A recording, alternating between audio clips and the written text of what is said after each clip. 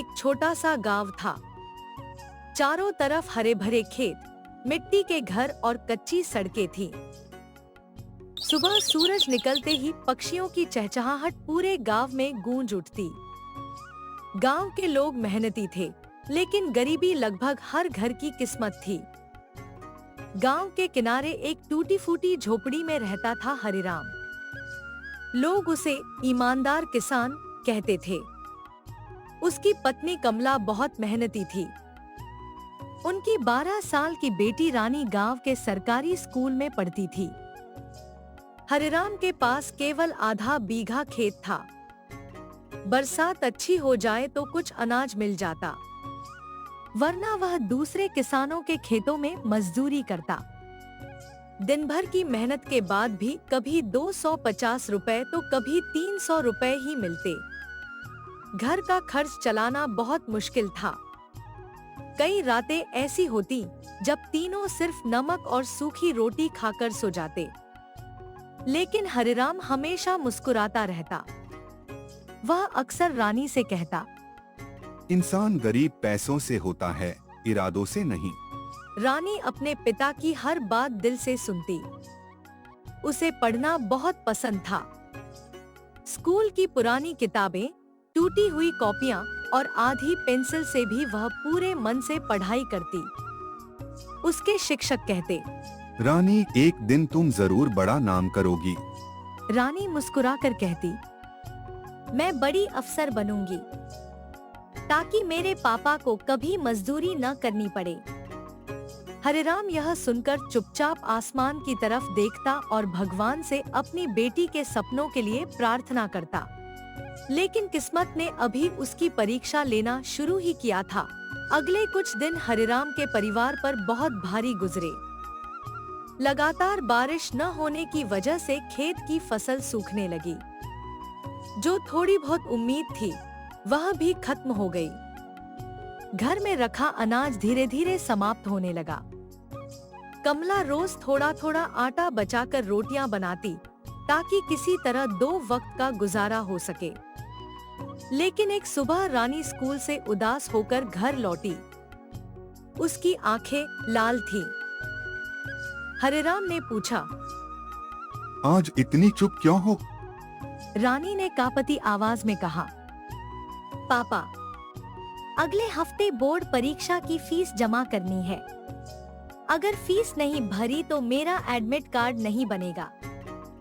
हरिराम ने घबराकर पूछा, कितनी फीस है? 3,500 रुपए। यह सुनते ही हरिराम के चेहरे की मुस्कान गायब हो गई। उसने धीरे से अपनी जेब टटोली। जेब में सिर्फ 180 रुपए थे। उस रात तीनों चुपचाप बैठे रहे। किसी ने ठीक से खाना भी नहीं खाया। रानी अपने माता पिता की परेशानी समझ रही थी। वह बोली, पापा, मेरी चिंता मत कीजिए। अगर इस साल परीक्षा नहीं दूंगी तो अगले साल दे दूंगी। हरिराम की आंखें भर आईं। उसने कहा, नहीं बेटी, तुम्हारा 1 साल भी बर्बाद नहीं होने दूंगा। अगली सुबह सूरज निकलने से पहले ही हरिराम शहर के लिए निकल पड़ा। उसे उम्मीद थी कि कहीं न कहीं मजदूरी मिल जाएगी। वह एक निर्माण स्थल से दूसरे निर्माण स्थल तक घूमता रहा, लेकिन उस दिन हर जगह पहले से मजदूर मौजूद थे। शाम होने लगी। थका हुआ हरिराम खाली हाथ गांव लौट रहा था।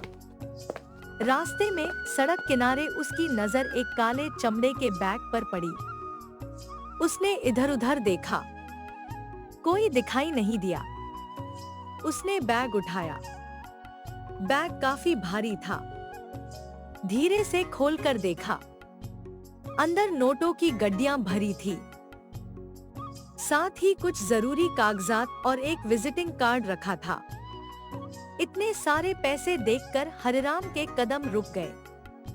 उसके मन में तूफान चलने लगा। अगर ये पैसे रख लूं, तो रानी की पढ़ाई भी हो जाएगी, घर भी बन जाएगा, सारी गरीबी खत्म हो जाएगी। लेकिन तभी उसे अपनी बेटी की बात याद आई। मैं बड़ी अफसर बनकर आपका नाम रोशन करूंगी। हरिराम ने गहरी सांस ली। उसने बैग बंद किया और आसमान की ओर देखकर बोला, हे भगवान, गरीब जरूर हूँ लेकिन बेईमान नहीं बनूंगा। वह बैग लेकर घर पहुंचा। कमला ने बैग खोलकर देखा तो हैरान रह गई। उसने कहा, इतने पैसे, अब हमारी सारी परेशानियां खत्म हो जाएंगी। हरिराम ने शांत आवाज में कहा, ये हमारे नहीं हैं। कमला कुछ देर चुप रही, फिर बोली, तुम ठीक कहते हो, मेहनत की कमाई ही सुख देती है। रानी ने अपने पिता का हाथ पकड़ लिया और भावुक होकर बोली, पापा, मुझे आप पर गर्व है। अगली सुबह सूरज निकलने से पहले ही हरिराम नहा धोकर तैयार हो गया। उसने बैग को एक साफ कपड़े में लपेटा और विजिटिंग कार्ड पर लिखे पते की ओर शहर के लिए निकल पड़ा। उसे बिल्कुल भी अंदाजा नहीं था कि आज उसकी ईमानदारी उसकी किस्मत बदलने वाली है। करीब 2 घंटे बाद वह विजिटिंग कार्ड पर लिखे पते पर पहुंचा। सामने एक बहुत बड़ा बंगला था। ऊंचा लोहे का गेट, सुरक्षा गार्ड और अंदर खड़ी महंगी गाड़ियां देखकर हरिराम कुछ पल के लिए ठिठक गया। गार्ड ने उसे ऊपर से नीचे तक देखा और पूछा, क्या काम है? हरिराम ने धीरे से कहा, मुझे राजेश मल्होत्रा जी से मिलना है। उनका एक जरूरी सामान मेरे पास है। गार्ड को पहले विश्वास नहीं हुआ, लेकिन जब हरिराम ने विजिटिंग कार्ड दिखाया तो उसने अंदर खबर भेज दी। कुछ देर बाद हरिराम को अंदर बुला लिया गया। ड्राइंग रूम में शहर के मशहूर उद्योगपति राजेश मल्होत्रा बेचैनी से बैठे थे। उनके चेहरे पर रात भर की चिंता साफ दिखाई दे रही थी।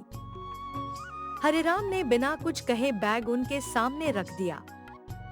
राजेश जी ने जैसे ही बैग खोला, उनकी आंखों में राहत और खुशी एक साथ झलक उठी।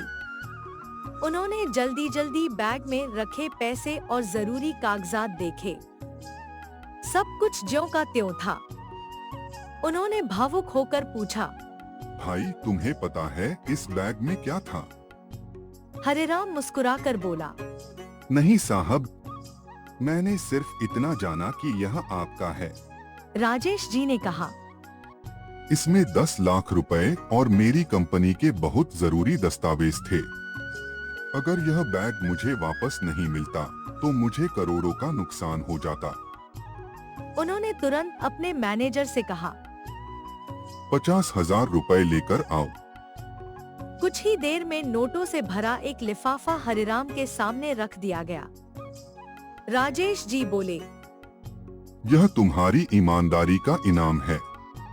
हरिराम ने लिफाफा हाथ में लिया, लेकिन अगले ही पल सम्मान के साथ उसे वापस मेज पर रख दिया। कमरे में मौजूद सभी लोग हैरान रह गए। राजेश जी ने आश्चर्य से पूछा, क्या इनाम कम है? हरिराम ने विनम्रता से कहा, नहीं साहब, इनाम बहुत बड़ा है। लेकिन अगर आप सच में मेरी मदद करना चाहते हैं तो मेरी बेटी रानी की पढ़ाई का खर्च उठा दीजिए। वह पढ़ लिख कर अफसर बनना चाहती है। यह सुनते ही पूरे कमरे में सन्नाटा छा गया।